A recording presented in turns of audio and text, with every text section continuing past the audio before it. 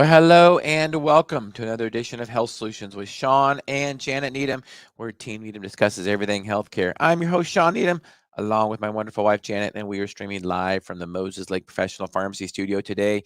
And today we don't have a guest. So we are going to be talking about progesterone. I really enjoy when I get to I love having guests, but sometimes when we don't have a guest, it's nice because we can talk about subjects that are near and dear to our heart. And as you listeners and viewers might know, Jen and I are specialists and experts in hormone replacement, and we take care of patients all over the nation when it comes to hormone replacement and talk to doctors and patients about it all day long. So it is definitely a passion of ours. And we think that many people can benefit from it. So, and we have seen thousands of lives change because of it. So, we're going to be talking about progesterone today, which is sometimes I call a forgotten hormone because it is so underutilized and not talked about much in pharmacy school or medical school. So, that's why some patients don't know about it and never heard about it unless they do some of their own research on progesterone. So, with that, Janet, I would like to start with you introducing progesterone. When you think of progesterone, what do you think about? Well, the first thing that we usually say, Sean and I say, is that what it stands for is progestation, just like it sounds. It's for gestation, so for pregnancy. Um, but I need to back up slightly because Sean talked a little bit about researching progesterone, and this is a subject that I talk to very regularly with clients because a lot of patients these days are doing their own research, and so um, we need to make sure that you know the difference between progesterone and progestin. They are really different molecules. And Yes, they are. hormones are molecules in our body that deliver a message to the tissue to tell the body to do a certain type of function. And the biggest difference between a progestin and progesterone is a progestin is usually for birth control. So, one of the most common ones out there is Provera. Provera actually could cause an abortive effect on a baby or a pregnancy. So, even though they might be close in the molecular uh, molecule, if you look at it chemically, they are distinctly different and send completely different messages in our body. So, beware if you're doing your own research to make sure that you're not lumping them in the same basket because they are totally different hormones. Something somebody gets wrong all the time. Most pharmacists don't understand that at all. Most doctors don't understand it. Most OB gynecologists don't understand that. And they will say, well, progestin, medroxyprogesterone acetate specifically, which is generic Provera, like Janet talked about, it's close to progesterone. Sure, it's close, but if you take medroxyprogesterone acetate, it'll prevent pregnancy, whereas progesterone helps to support pregnancy. So just because something is close in molecular structure does not mean that it's going to be do the same in the body. And what are some of those things that progesterone does that the progestins don't? Well, it not only helps support a pregnancy, but other things like helps to. It's a neurohormone, so it helps to induce sleep. So women typically that have low progesterone, especially postmenopause or premenopause, they will have problems with insomnia or problems sleeping. Oral progesterone is great to remedy that problem. What else? PMS, premenstrual syndrome, before menopause. Many women during their cycles will have problems with PMS. And I see it over and over again. Anytime there is cycling issues, progesterone, how many women have cyclical migraines, migraine headaches that follow their cycles? Guess what, people? That is a red flag that is a cycling hormone issue. You don't need some fancy neurological drug to stop those headaches. Fix the problem, don't just treat the symptom. I have seen many women that have went to special neurologists and had all kinds of MRIs, CT scans, everything done on their bodies and their heads to find out why they're having migraines when in reality it was just they needed progesterone. Janet, do you have any comments on that? Yeah, so one of the I guess standards of treatment for PMS is to put a lady on a birth control pill, which it's fine, I guess, if that's the goal that you have is to prevent pregnancy. But a lot of times we're aggravating an underlying issue. And one could be the migraines, but it also could be, confounding the problem because the reason the cycles are off is because the balance of the hormones is off. We need to balance estrogen with progesterone, and progesterone plays a nice role in our cycle. Usually, the first part of the cycle, it's disappeared. That's when we're having our menses, and then it slowly builds up towards the end. And if we become pregnant anywhere in that part of the cycle, it helps to maintain that pregnancy. But while we're cycling, if we don't have that balance, then we start leading to other problems. And you get ladies that might have polycystic ovaries, they might have migraines. So we're putting a band-aid on the problem when we're giving them birth control pills. And typically, what we do in the traditional healthcare system, and if anybody wants to call in and ask questions about progesterone, please feel free to do so.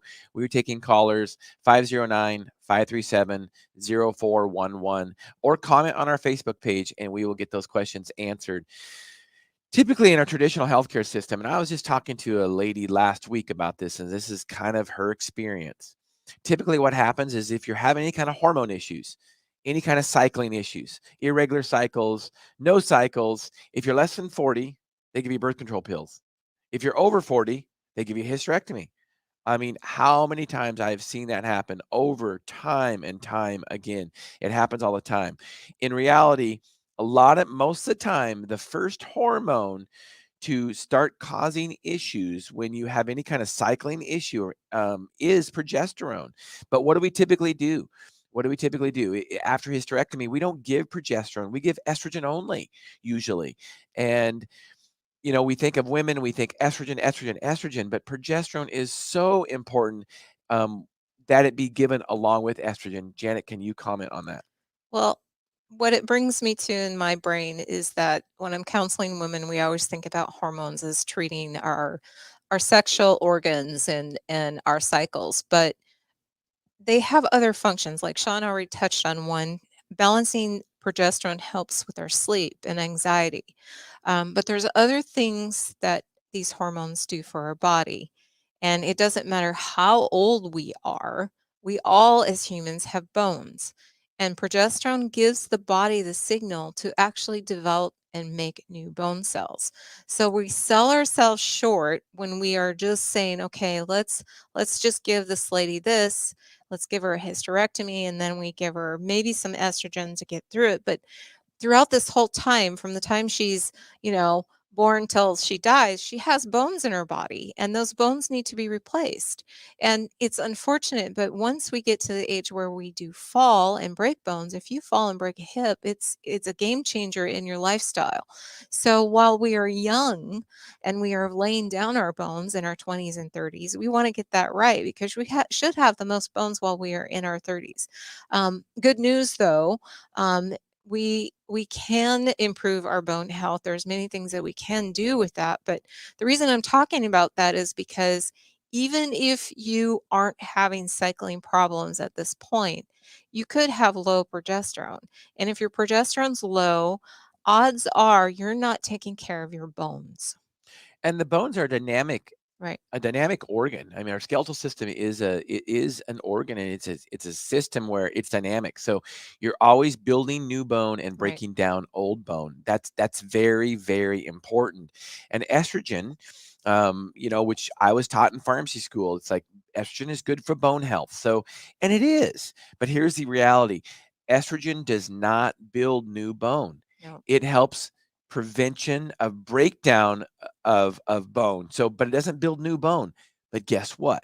Progesterone does build new bone. So that's why it's important to have both of them. Estrogen and progesterone are made in the body together. I think they should be given together because they do very different functions. And it's almost like they are opposite of each other in a lot of things. So estrogen decreases bone loss, but progesterone increases bone growth.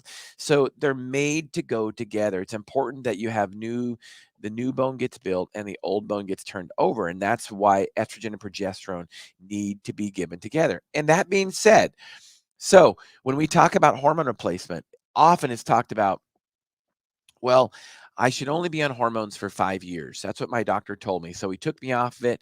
And then all of a sudden I had hot flashes. I couldn't sleep anymore. I had night sweats. And of course, my bone density goes down. And I'm depressed. All these kind of things that are related to um, less than optimal hormones.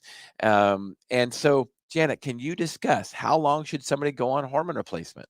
So I personally, for me and myself, already know that I am at risk for bone loss. I already have checked that. I've improved that.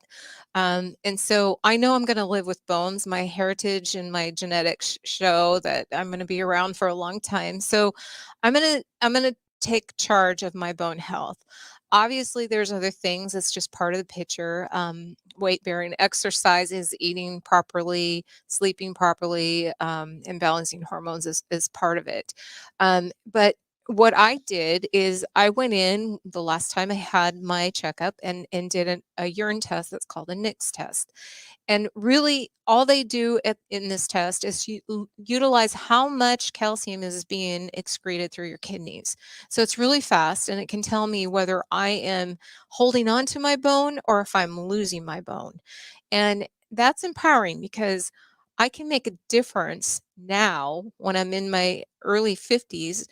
So if I do fall and slip when I'm in my 80s, that I don't shatter my bones. And that's without taking pharmaceuticals. This is just replacing what my body normally made, my ovaries were able to make. And so my answer to this is I'm going to be taking progesterone indefinitely.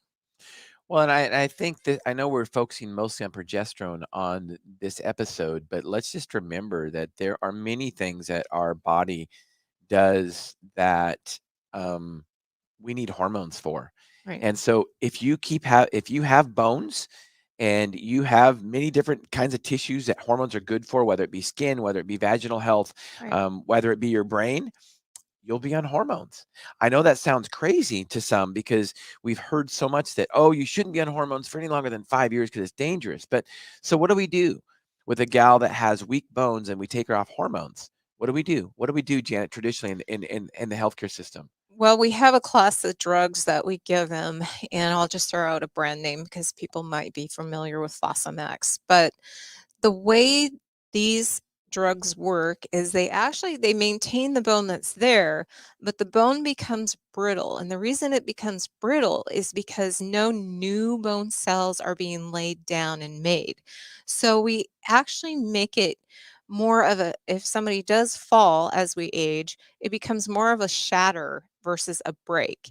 I personally don't want my bone shattered. I would rather a break because a break can heal. A shatter is a game changer.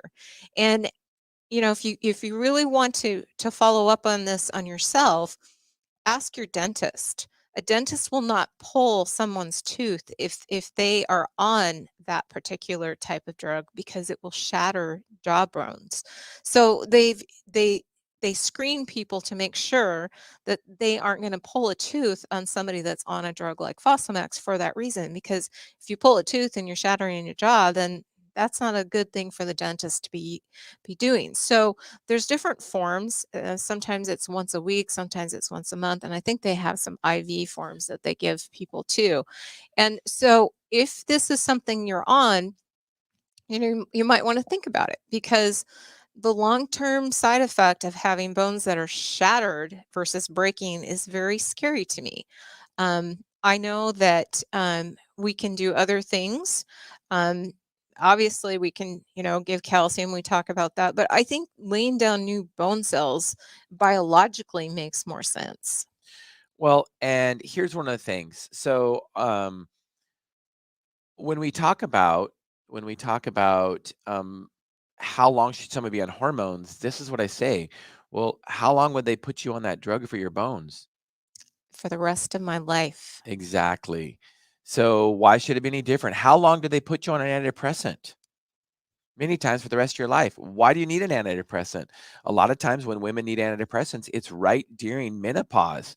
And what is lacking? And you talk to those women, it's like, well, when did this start? Well, my cycles became irregular about, 3 years ago. So they put me on Prozac. Well, I mean, bingo, Right. red flag, cycle issues. That's a progesterone issue. That's a hormone issue. You don't lack Prozac. You want to go on that, Janet?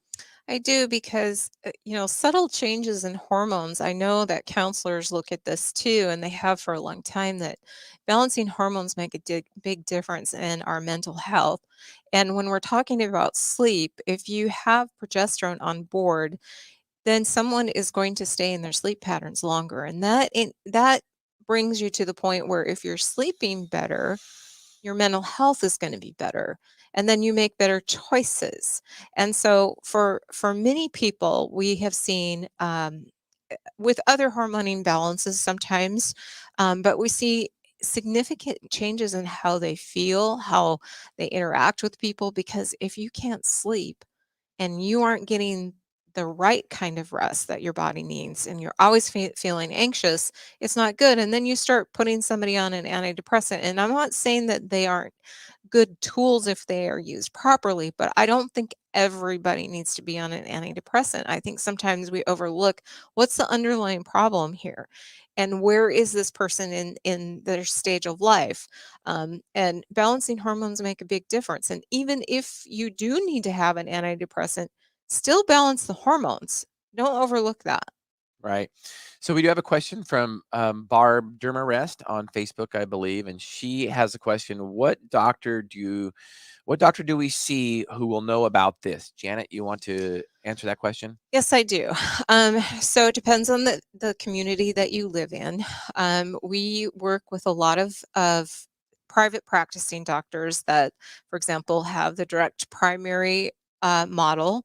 Naturopaths are great if you can get a hold of one of them, and then also any kind of doctor that's working alone. In our own community, we work a lot with Tamara Nolan with Choice Health and Wellness. In the Wenatchee area, there's several. I think we have Pacific Northwest, and that's with Carl Lambert. And then we have Dr. Hoey, who has his own practice, and he's a naturopath in that community. But there's others out there. I can't think of who's all in the Tri Cities because that's a big market, but we have people in Spokane too. So if you have a certain area that I haven't spoke of, you can always call our pharmacy and we can give you a lead. Yeah, that's the best. So, Barb, if you will message me and tell me where you are located, I will let you know. We have doctors we work with all over the nation that specialize in hormones. And we really recommend that you go to a doctor that specializes in hormones, because not only you get better care, but it'll be usually um, better care, but also it'll be usually quicker care, and we won't have to educate them because they will already know about it. But if there is a doctor that would like to know more about it, please let us know because we can educate that doctor also. So thank you for the question, Barb. So Janet, what would you like to add to this podcast when it comes to progesterone? Well, we slightly talked about gestation and the hormone being important for pregnancy. And many times we see some of our providers working with women for fertility issues. And one of the big problems with fertility is the lack of progesterone, because many times a young lady can get pregnant, but she may have difficulty maintaining that pregnancy. And a lot of times it's low progesterone in the first trimesters. Yeah, and that's near and dear to my heart because I will tell you, Jan and I have at least a half a dozen stories that I can think of where a woman was trying to get pregnant and she would have either a hard time getting pregnant. And remember, progesterone is in the last half of the cycle in the luteal phase when progesterone should be high. That would make it hard to get pregnant. Or she was having problems with miscarriages, which the when you do get pregnant, you produce a lot of progesterone. You should produce a lot of progesterone to maintain that pregnancy. So progesterone is very, very important for that issue. I will tell you that we have seen and worked with women that have seen specialists in the Seattle area for infertility and spent tens of thousands of dollars. This is no kidding. And they never check their progesterone level. They come to us, they talk to us, we send them to a doctor that specializes in progesterone or in hormones. They prescribe progesterone and they are pregnant within 2 months for less than $100 drug. I mean, it's incredible, and it's sad actually. So that's one of the reasons that we want to do these educational series is because we want to educate and empower individuals that you need to take charge of your own health and you need to do your own research. And that's part of why we do these podcasts is to educate and empower you, the listeners and viewers. Janet? So now we're on the same line of maintaining health or healthy pregnancy, but many times we touched on it with the cycle. We'll have women that aren't cycling at all, and so they end in this crazy place of having not enough progesterone. They're storing fat. They're uncomfortable when they do have a period. It's excessive, and then we have fibroids that start happening or cysts that start happening. And usually that speaks to an unbalance between the estrogen in their body and the progesterone. And there again, the solution is usually very easy. It's balancing that hormone of estrogen with progesterone. And it can be very life changing because a lot of times these women suffer. They either have difficulty maintaining pregnancies, staying um, uh, uncomfortable cycles, things like that. Yeah. So anytime there's a cycling issue, just like Janice says, think about progesterone. And there are many, and it's not just about storing progesterone fat sometimes where women don't have cycles. There are certain times where women don't have cycles because they actually have too little fat. So high caliber athletes, high caliber women Yep. athletes, they will lack cycles because um, their body just doesn't have enough fat to store any kind of hormones. So when it comes to progesterone or when it comes to your hormones, I suggest this. If you are on any kind of estrogen, I suggest that you should be on some kind of progesterone. Long term, I do not believe in estrogen alone. Progesterone should be given along with estrogen. Janet, can you comment on that? Yeah, so one of the roles of balancing progesterone with estrogen is one, it helps with the amount of fluids that we maintain. It kind of opposes estrogen in that way. It also doesn't allow the lining in our body to overgrow, so you don't have those heavy menses and periods. So there's a lot of benefits to the endometrium tissue itself that you don't have overgrowth. You have less likelihood to have cystic formations or fibroids. And fibroids are not always fun. Some people don't even know they have them, but they can be a problem. And if you think about how many women have went down the road of having a hysterectomy, when really we could have stopped the physiological problem that her body was not producing enough progesterone. And there's many, many stories. I mean, I know we're kind of jumping around a little bit, but there's many stories of women who once they've had a baby have had issues, and a lot of times the issue can be solved by progesterone, and it can be things of just their cycles are off. It can be that they're mentally feeling blue. They might have some postpartum issues, and progesterone gets overlooked at those sites too. While we're talking about fibroids and the uterus or the endometrium, which estrogen thickens the endometrium. It's kind of like fertilizer on the lawn. For a simple analogy, it's kind of like fertilizer on the lawn. Progesterone is like the lawnmower. It thins that endometrium and it kind of gets rid of the weeds. So the important thing when you have uterine fibroids, you don't necessarily need a hysterectomy. Very commonly, women will get hysterectomies because they had a uterine fibroid or because they had endometriosis. Well, endometriosis is really the endometrium thickening from too much estrogen and not enough progesterone. So I will tell you that I have seen many women that they've been said that they needed. My wife was one of them. She had uterine fibroids, And when she was having surgery on our second son, when she had a C-section, they want to do a hysterectomy. Of course, I told them no. I do not want you to do a hysterectomy. And we ended up giving her progesterone, and the uterine fibroids went away. Now, how many women unnecessarily had a hysterectomy? And you can argue that, well, they kept my ovaries, so everything was still in balance. But there's been a lot of research to show that just taking out your uterus also can make can create some hormone imbalances. And I just think if we can keep our body parts, we should keep our body parts. So, realize that those things, whether it be uterine fibroids or endometriosis, can be a hormone imbalance. So you might not need a hysterectomy. I would rethink that. So, again, we are taking callers. So if anybody has any questions, 509-537-0411. I will tell you that, you know, we love talking about hormones. Jen and I do it all day long with patients and healthcare professionals all over the nation, and it's really a passion of ours because we have helped thousands of people with hormone imbalance, and it is just so rewarding.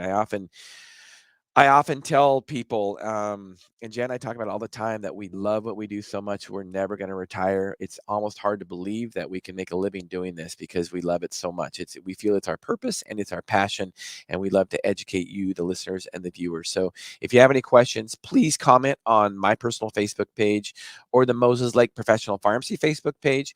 We are also streaming live on the Moses Lake Professional Pharmacy YouTube site for people that don't have Facebook. And so you can get a hold of us there. Also, I do personally answer all those questions. If I don't, you can always message me and I will get to those. So I thank you for watching and tuning in today. I really appreciate it.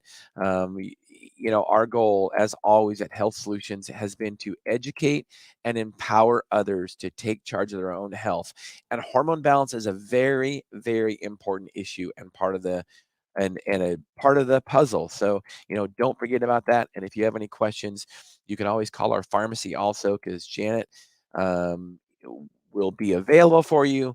509-764-2314, Moses Lake Professional Pharmacy. So I hope you learned something today, and tune in Thursday.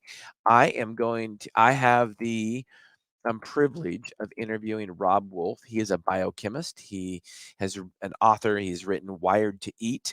We are going to be talking about nutrition, specifically his book. And also, we're going to talk about the importance of electrolytes as we go with a low carb diet or more of a paleo diet. It's so important to have electrolytes in our diet. And he's going to talk to us and tell us why. So, if you have any questions, please message me, let me know, and I will ask him those questions. So thank you for tuning in today. Health Solutions with Shawn and Janet Needham. Tune in Thursday for our podcast with Rob Wolf, 8 to 9 a.m. Pacific Standard Time. And if you have any questions, please let us know. Thanks for tuning in. Health Solutions with Shawn and Janet Needham. Thank you.